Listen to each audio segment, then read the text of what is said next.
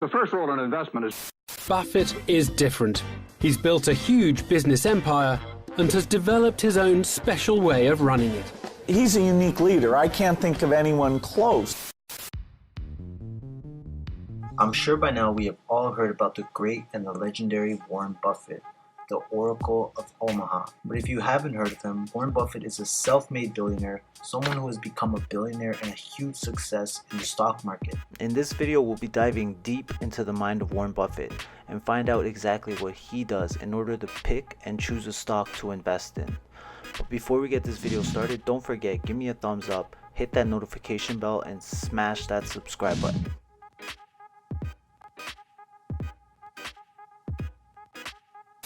The first rule in investment is don't lose. And the second rule in investment is don't forget the first rule, and that's all the rules there are. I mean, if you buy things for far below what they're worth and you buy a group of them, you basically don't lose money. Warren, what do you consider the most important quality for an investment manager? It's a temperamental quality, not an intellectual quality. You don't need tons of IQ in this business. I mean, you have to have enough IQ to get from here to downtown Omaha, but you do not have to be able to play three-dimensional chess or be in the top leagues in terms of bridge playing or something of the sort. You need a stable personality. You need a temperament that neither derives great pleasure from being with the crowd or against the crowd. Because this is not a business where you take polls, it's a business where you think. And Ben Graham would say that you're not right or wrong because 1,000 people agree with you. And you're not right or wrong because 1,000 people disagree with you. You're right because your facts and your reasoning are right. Warren, what do you do that's different than 90% of the money managers who are in the market? Certainly most of the professional investors focus on what the stock is likely to do in the next year or two. And they have all kinds of arcane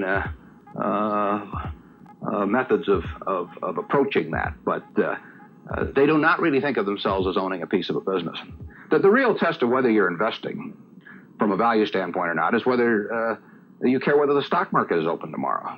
If you're making a good investment in a security, it shouldn't bother you if they close down the stock market for 5 years.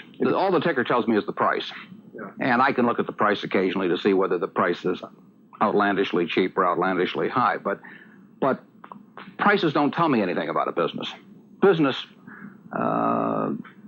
figures themselves tell me something about a business, but the price of a stock doesn't tell me anything about a business. I would rather value a stock or a business first and not even know the price, so that I'm not influenced by the price in establishing my valuation, and then look at the price later to see whether it's way out of line with what my value is. Don't you find Omaha a little bit off the beaten track for the investment world? Well, believe it or not, we get mail here, and we get periodicals, and we get all the facts needed to make decisions. And unlike Wall Street, you'll notice we don't have 50 people coming up and whispering in our ear that we should be doing this or that this afternoon. You appreciate the lack of stimulation here? I like the lack of stimulation. We get facts, not stimulation here. How can you stay away from Wall Street? Well, if I were on Wall Street, I'd probably be a lot poorer. You get overstimulated in Wall Street, and you hear lots of things, and you may shorten your focus, and a short focus is not conducive to long profits. And here I can just focus on what businesses are worth, and I don't need to be in Washington to figure out what the Washington Post newspaper is worth, and I don't need to be in New York to figure out what some other company is worth. It's an intellectual process, and the less static there is in that intellectual process, really the better off you are. What is the intellectual process? The intellectual process is defining your area of competence in valuing businesses, and then within that area of competence, finding whatever sells at the cheapest price in relation to value. And there are all kinds of things I'm not competent to value, but there are a few that I am competent to value. Have you ever bought a technology company? No, I really haven't. In 30 years of investing, not one? I haven't understood any of them. So you haven't ever owned, for example, IBM? Never owned IBM. Marvelous company. I mean, a sensational company, but I haven't owned IBM. And so here is this technological revolution going on, and you're not going to be a participant. Gone right past me. Is that all right with you? It's okay with me. I don't have to make money in every game. I mean, I don't know what cocoa beans are going to do. There are all kinds of things I don't know about, and that may be too bad. But why should I know all about them? I haven't worked that hard on them. In the securities business, You literally every day have thousands of the major American corporations offered to you at a price that changes daily. And you don't have to make any decisions. You have to make, nothing is forced upon you. So there are no called strikes in the business. The pitcher just stands there and throws balls at you. And if you're playing real baseball and it's between the knees and the shoulders, you either swing or you get a strike call on you. If you get too many called on you, you're out. In the securities business, you sit there and they throw U.S. Steel at 25 and they throw General Motors at 68, and you don't have to swing at any of them. They may be wonderful pitches to swing at, but if you don't know enough, you don't have to swing.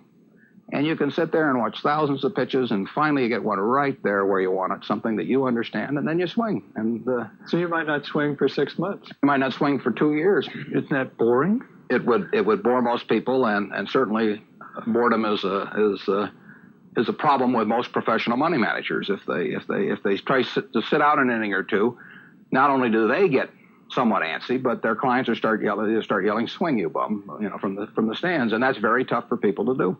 Warren, your approach seems so simple.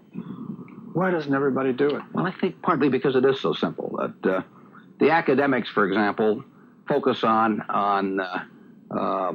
all kinds of variables. Partly because by academics, you mean professors of right, finance? The data is in business school. Sure, and the data's there. So they focus on whether if you buy stocks on Tuesday and sell them on Friday, you're better off, or if you buy them in election years. And sell them in other years, you're better off, or if you buy small companies. There are all these variables because the data are there, and they've learned how to manipulate data. And as a friend of mine says, to a man with a hammer, everything looks like a nail. And once you have these skills, you just are dying to utilize them in some way, but they aren't important. If I were being asked to participate in a business opportunity, would it make any difference to me whether I bought it on a Tuesday or a Saturday or an election year or something? It's not what a businessman thinks about in buying businesses. So why think about it when buying stocks? Because stocks are just pieces of businesses. We sold it from 160 to 200 or something like that. A nice tidy profit. Yeah, we made about $3.5 billion on a $500 million investment. As it turned out, I still sold it way too soon.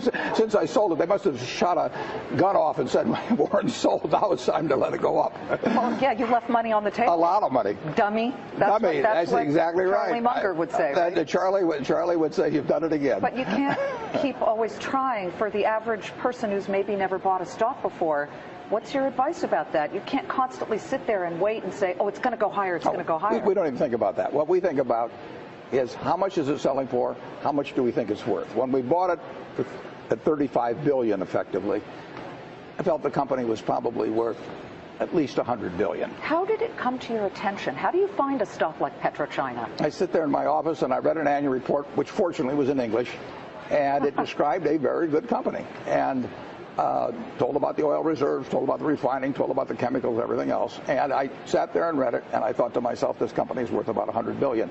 Now, I didn't look at the price first. I look at the business first and try and figure out what it's worth, because if I look at the price first, I'll get influenced by that. So I look at the company first. I try to value it, and then I look at the price, and if the price is way less than what I've just valued it at, I'm going to buy it. And how do you value it? Well, that's the trick. Yeah. But it's essentially what I would pay for the whole business if I could buy it. And when we sold the stock, it was valued, we'll say, at probably 250 to 275 billion. And we thought that was a fair price. Now, oil had gone up from $30 a barrel to $75 a barrel. Now it's up even further. But today, yesterday anyway, I believe PetroChina is the second most highly valued company in the world. Higher than GE, next to Exxon. ExxonMobil. Next to Exxon. Have you sold the entire stake? Yeah, I have. Mm-hmm. I wish I hadn't, but I have. As of when? Well, we sold it over a period of time. Sold it over a period of time. If it went down a lot, we'd buy it back. Would you ever buy or sell a stock based on political pressure or no. sort of? So no, the answer is no. People being upset about Darfur had nothing to do with why you sold the stock. The Chinese government owns 88% of PetroChina. They also own control of 29 out of the 30 largest companies in China. The Chinese government is the one that has a position in relation to the Sudan. And they have it, if you own any one of the 30 largest companies in publicly traded companies in China, you will have the Chinese government as your majority partner. And the question is, are you responsible for their actions? You're going to China next week for a ribbon-cutting ceremony Right. for ISCAR. Sort of the limit of my abilities, Liz. I mean, that's what they use this. You're pretty good at cutting a ribbon. I've gotten used to it. Yeah. Are you looking at other companies in China? I don't look based. No, the answer is pretty much no. But I don't look based on countries or that sort of thing. I just read every report I can, and I try and figure out whether something is cheap. But how would you find a report like PetroChina 4 years ago? This was not a name that maybe that a lot of people would. Other guys read Playboy. Yeah, I read annual reports. Well, anyways, that's it on Warren Buffett. If you guys enjoyed this video, don't forget to leave me a thumbs up. Also, leave me a comment in the comment section if you like videos like this and I can post more. If you're new to this channel, don't forget to hit that notification bell and smash that subscribe button. I'll see you guys next time. Bye-bye.